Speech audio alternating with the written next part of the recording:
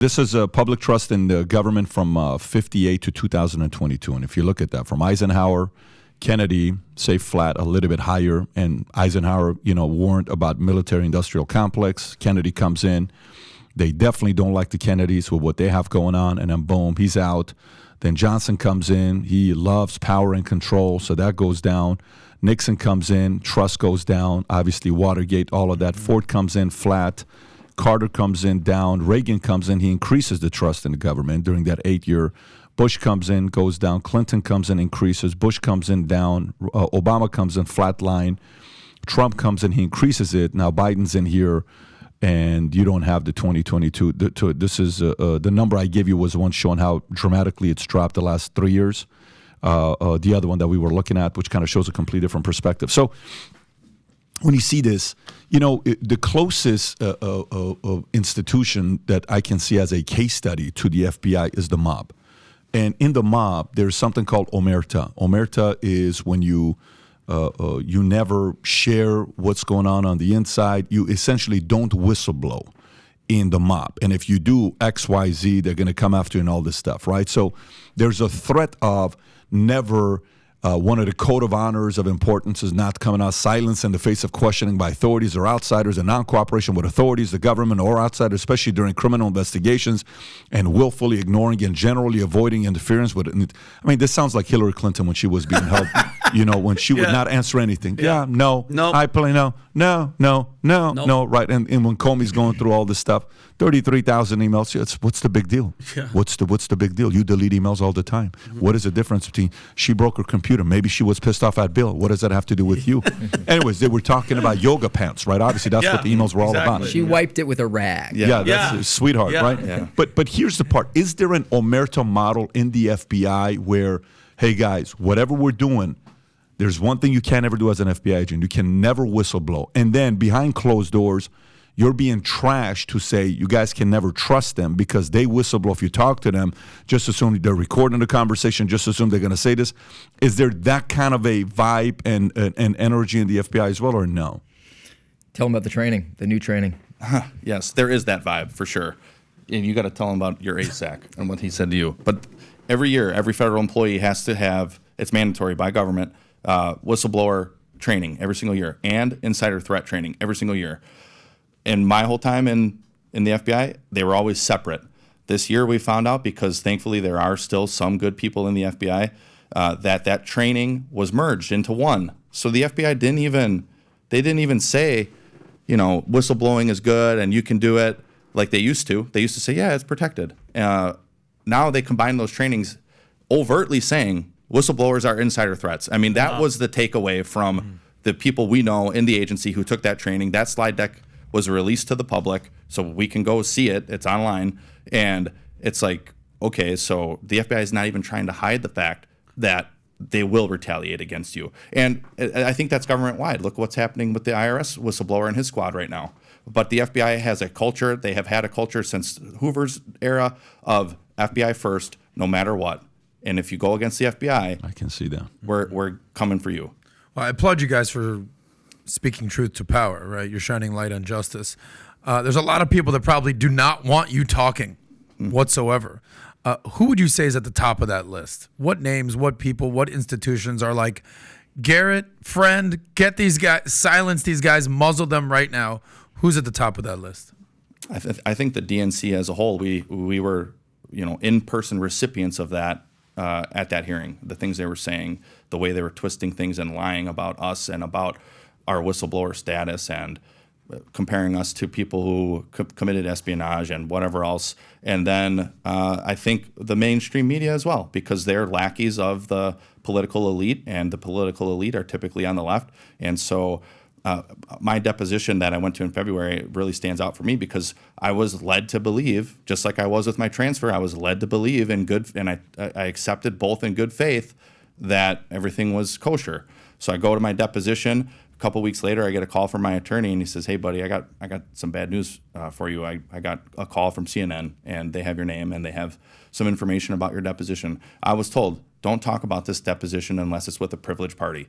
And so I left that deposition thinking, hopefully they will investigate this. And I told them there, to the Democrat attorneys as well, who sat in on the deposition, because that's what I agreed to do, because it's not a partisan issue, or it should not be a partisan issue.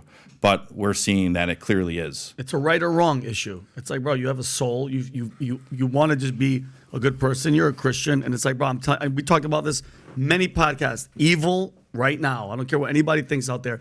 Evil is winning so hard, and it's embedded in our government, the governments of the world. And I feel like we need people like you, but their power is so freaking strong. They've all sold their souls to the devil, and the price is not cheap, bro. They got to hold up that bargain. Who else would you put on the list? You got the DNC, you got the mainstream media. Obviously, the FBI. Okay.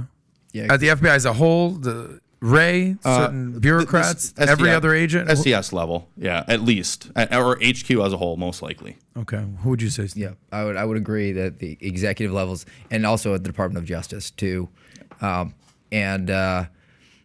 even goes down to the management structure, even ASAC level. So assistant special agents in charge that are still on the GS scale, because they are climbers.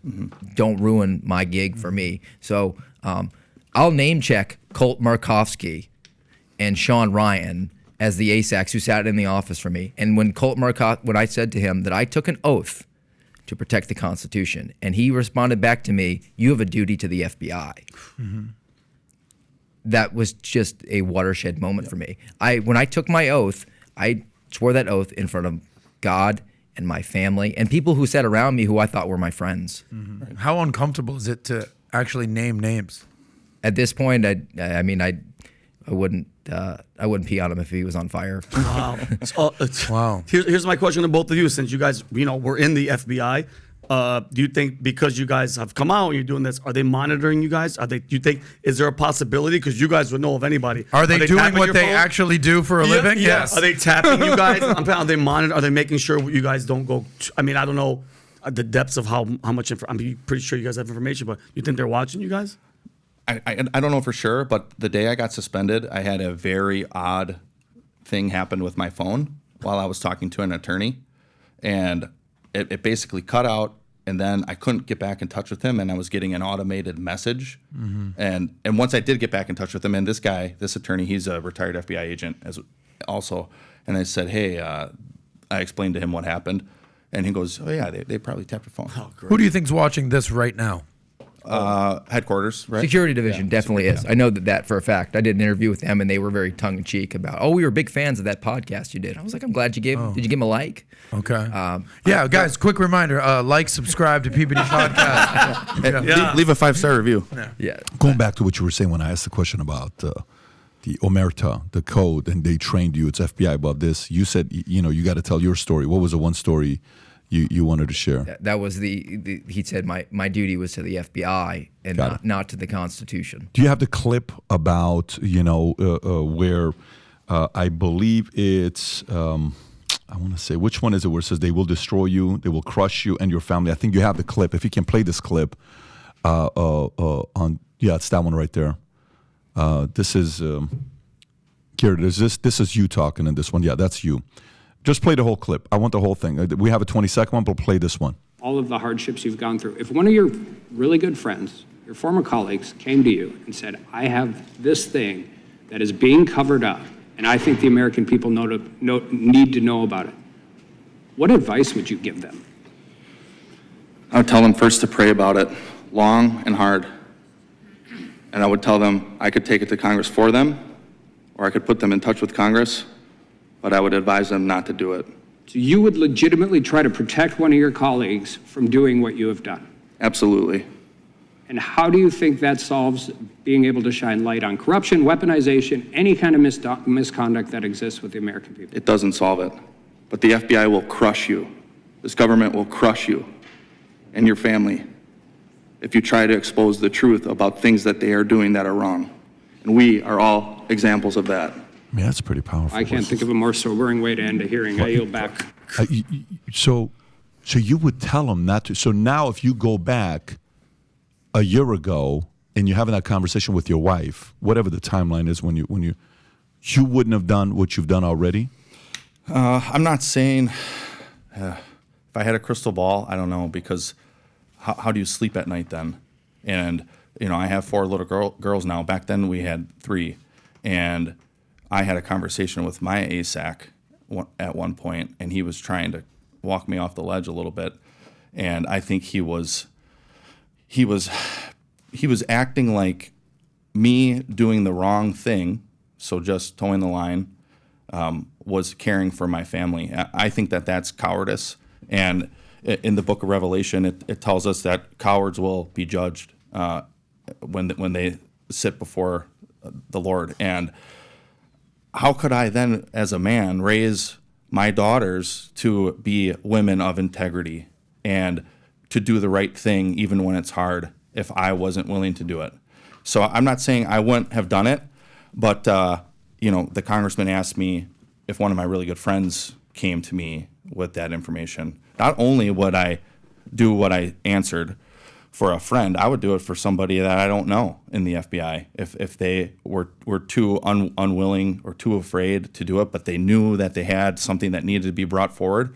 I made my oath many times, twice in the Army, once when I reenlisted as a police officer, as an FBI agent. I meant it, and I was willing to stand in the breach. I'm in the breach now, so bring it to me. That's fine. I'm okay with that, and we will get it to Congress or whistleblower attorneys or wherever it needs to go, because the American people need to know this stuff. Yeah, there's no question about it that we need to know this stuff, but it ruins lives, meaning people like you. It ruins your life. And Sylvia Garcia, I think, was a congresswoman from California, was trying to say, you're not a whistleblower, you're not a whistleblower, you're not a whistleblower. And I think Debbie Wasserman, who comes across as a total sweetheart from Florida. Very good hairdo. She was talking about how this whole thing is about the book and you're doing, just the book. And then another lady comes out and says, I cannot believe what you guys are doing. This is defunding the police on steroids. She was the one from U.S. Virgin Islands, Blaskett, yeah, when she said that. So you see this stuff. Obviously, this is the part of discrediting, right? Defund, which was phase 1, we're suspending you with pay, right? If they're suspending you, you're not getting paid. No. And then 7,500, which, by the way, strategically, it's the dumbest thing to do. If you want somebody to go away and not, typically what would happen in business is, here's a severance package, sign this defamation, hold harmless, and move on. They do the opposite. So these guys would be terrible in business. They're dummies if they're not doing this. The way to do it is to, listen, we're going to give you 1 year this. Good luck to you. We're sorry it didn't work out. Wish you nothing but the best. But no, they cornered you where you had to do this and come out and talk about it. So also, running an organization is not a wise thing that they're doing. So if you like this clip and you want to watch another one, click right here. And if you want to watch the entire podcast, click right here.